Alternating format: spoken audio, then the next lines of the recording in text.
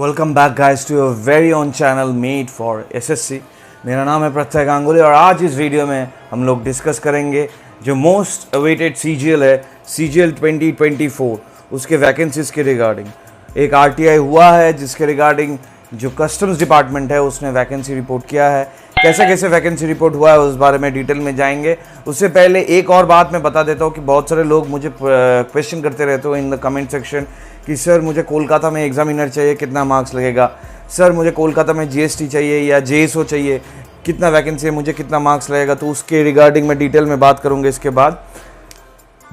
तो वीडियो को अभी से लाइक कर देना और मेड फॉर एसएससी का इंस्टा, फेसबुक, टेली ज़रूर अभी के अभी जाके फॉलो करो, क्योंकि वहाँ पे मैं बहुत ज़्यादा इंपॉर्टेंट चीज़ शेयर भी करता हूँ। मैं वहाँ पे अवेलेबल भी रहता हूँ, तो कोई भी अगर पर्सनल डाउट आता है you can always ask me there.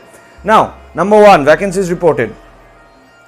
GST inspector का अभी तक वैकेंसी रिपोर्टेड है 369, मतलब 370 के आसपास। जो 2023 में था 2300 के आसपास, वो अभी तक 369 है। वी आर होपिंग कि ये 1000 क्रॉस कर जाएगा। पीओ 195 जो वो 300 के पास था, इस बार भी 350 के आसपास हम लोग गेस कर रहे हैं। और टीए 233 इसका तो 500 के आसपास रहना चाहिए, बोथ कस्टम्स और इनकम टैक्स मिला के। तो टीए का करीबन 500 के आसपास हम लोग एक्सपेक्ट कर रहे हैं, पीओ का 350 और जीएसटी इंस्पेक्टर का 369। अब एग्जामिनर का कितना एक्सपेक्ट करें।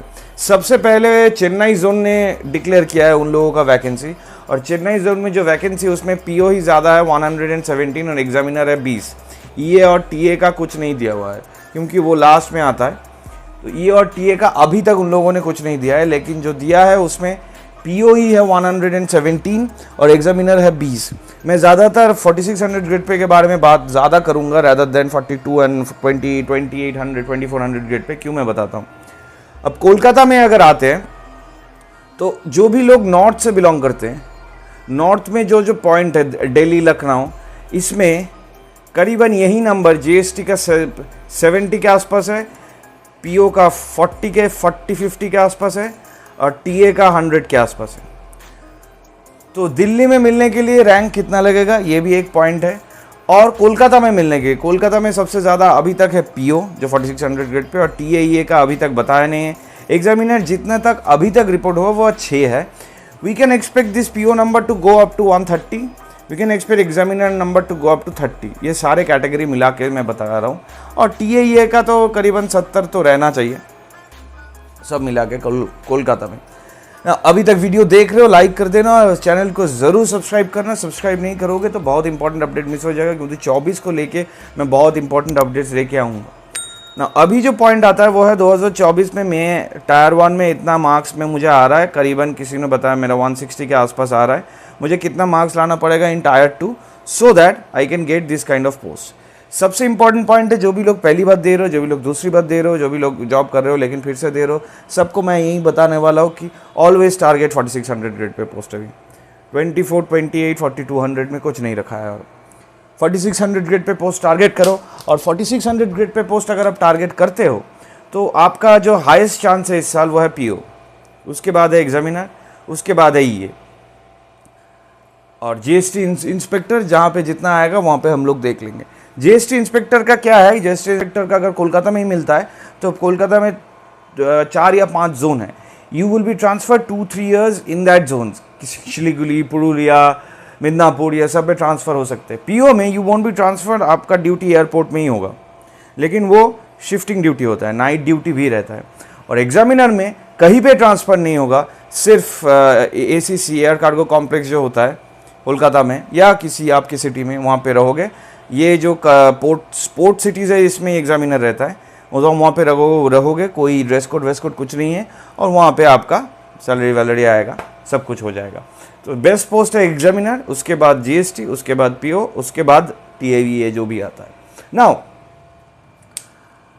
बहुत लोग मुझे ये पॉइंट पूछते रहते हैं कि 160 के आसपास आ रहा है, क्या मुझे टायर 2 में कितना आना चाहिए। तो पहले मैं बात कर लेता हूँ कि अगर आपको कोलकाता मिलना है तो आपको अगर जनरल है तो जनरल में 200 के अंदर और एससी एसटी में 150 के अंदर आप रैंक करने की कोशिश करो। अगर 200 के अंदर नहीं होता है तो 300 के अंदर रैंक करने की कोशिश करो। AIR of yours should be with in 300, क्योंकि इस साल 23 जैसा या 22 जैसा उतना वैकेंसी नहीं रहेगा।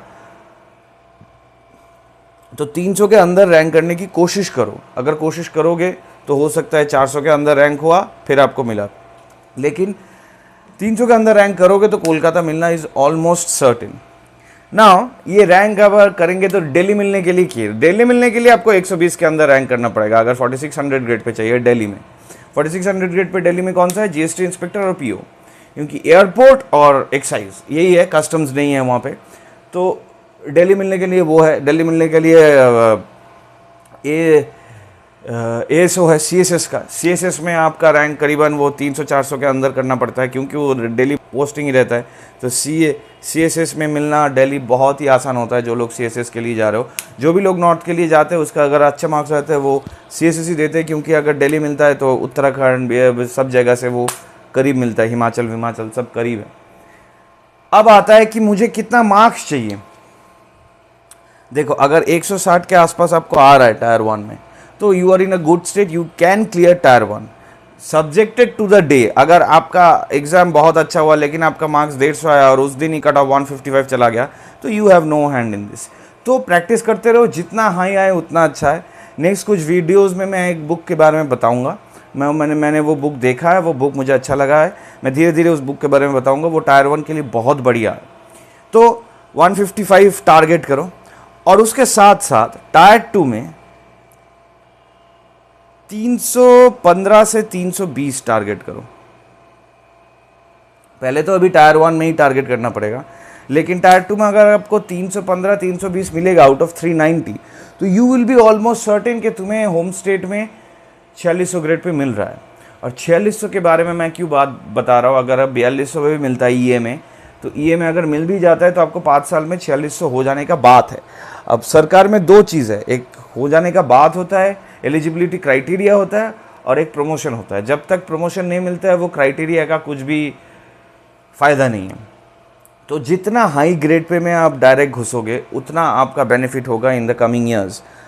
तो 4600 में घुसोगे तो 90,000 के आसपास ग्रॉस सैलरी आएगा, तो you will be highly benefited, और ये स्टेटस भी हाई हो जाता है।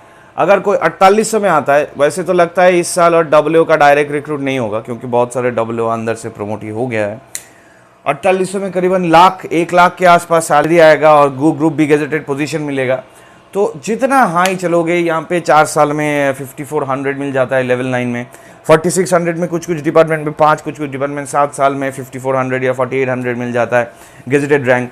और कस्टम्स में कोई एग्ज़ाम नहीं होता है, सिर्फ अकाउंट ऑडिट डिपार्टमेंट में जो भी एग्ज़ाम है एसएस वेसेस वो होता है। तो अगर आप मिनिस्टर ऑफ फिनांस में के बॉडी में जा रहे हो, always try to go for 4600 grade pay post.